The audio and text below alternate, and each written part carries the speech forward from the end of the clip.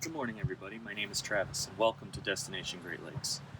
Today, I want to talk to you about generators. And don't worry, this is not my camping generator. This is a generator that I bought 10, 11 years ago for the express purpose of running my sump pump in my old house when the power went out.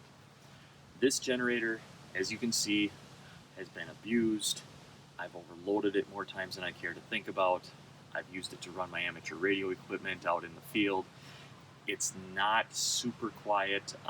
Right now I'm about 15 feet from the camera, and I did a quick sound check before I started recording this, and I was seeing somewhere in the neighborhood of 76, I believe, dB.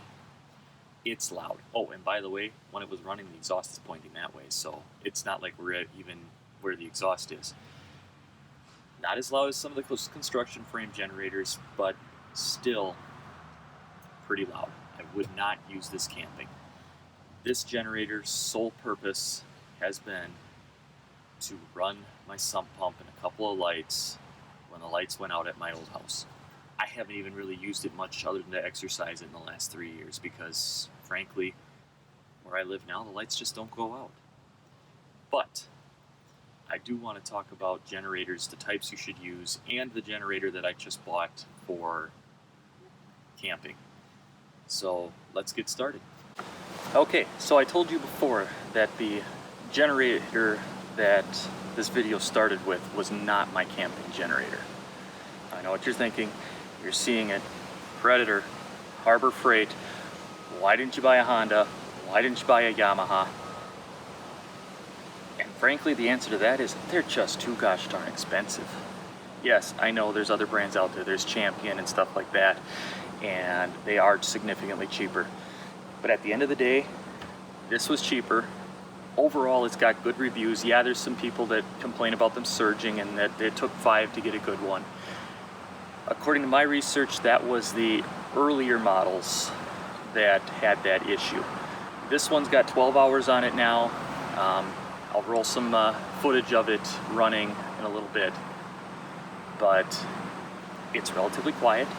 I mean, is it a Honda? No. Is it a Yamaha? No. There's anybody that tells you that it's as quiet as a Yamaha or a Honda, I don't think I believe them. But then again, I've never heard a 3,000 watt Yamaha or Honda running, so I'm kind of basing it on what I've heard with the 2,000 watt Yamahas and Hondas. This is louder than those, but it's still significantly quieter than my non-camping generator.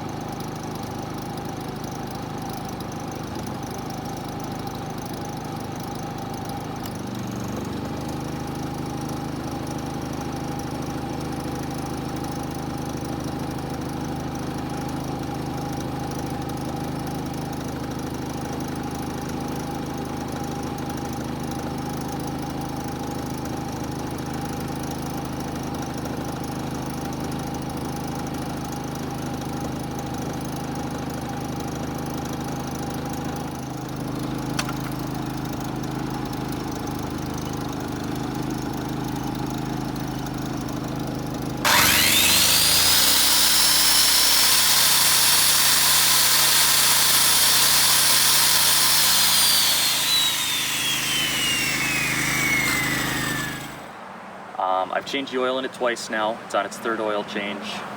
Yeah, I'm going a little above the break-in instructions by doing that, but I wanted to get the metal shavings out of it. I'm not going to bore you guys to death with video of how to do oil changes and change the spark plug and all that. A lot of the reviews I read said that this thing has a cheap Chinese torch spark plug in it and that you should change it to an NGK. So I ran out and I grabbed an NGK spark plug, and believe it or not, this had a Bosch plug in it. So at least now I have an extra spark plug. I'm going to run it up to 25 hours, then I'll change it over to a synthetic oil. But at that point, the break-in period will be over. In the 12 hours that I've ran it, I've gone through 1 tank of gas. And for the first 8 hours, it had no load on it per the instructions I was given by the manager at Harbor Freight. That's not listed anywhere in the manual, but I figured, you know what?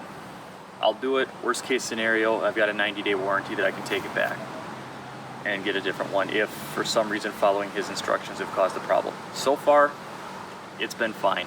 The last 4 hours that this thing has ran, I've run anywhere from a 750 to 1600 watt load. As you can see in the video here, I actually did run the space heater on high and fire up a skill saw. It briefly went into overload, which would be expected due to the surge of starting the skill saw, but it ran them both, settled in around 22 or 2400 watts. I couldn't complain. It did what I asked it to do. So hopefully we'll get a chance to use it yet this year in camping. We're gonna go camping in a couple weeks and we'll be out in the middle of nowhere again. I prefer to use my solar panel when we're camping in the middle of nowhere, but what I'm discovering is the campsites that we like to go to don't really have the best sunlight. So unless I want to chase the sun around all day, I have to run purely on battery, which for a 2-day weekend is no big deal now that I've got a new battery in the camper. Anything longer than that, like when we were at Labor Day, I hate to say it, I'm gonna have to use one of these at least for a little bit. And it would have been nice because while we were camping over Labor Day, it rained for 4 hours. And it was getting a little stuffy in there, not being able to run a fan or anything. Whereas if we had had this, I could have ran, at the very least, the fan on the air conditioner, if not the air conditioner itself, and we would have been more comfortable.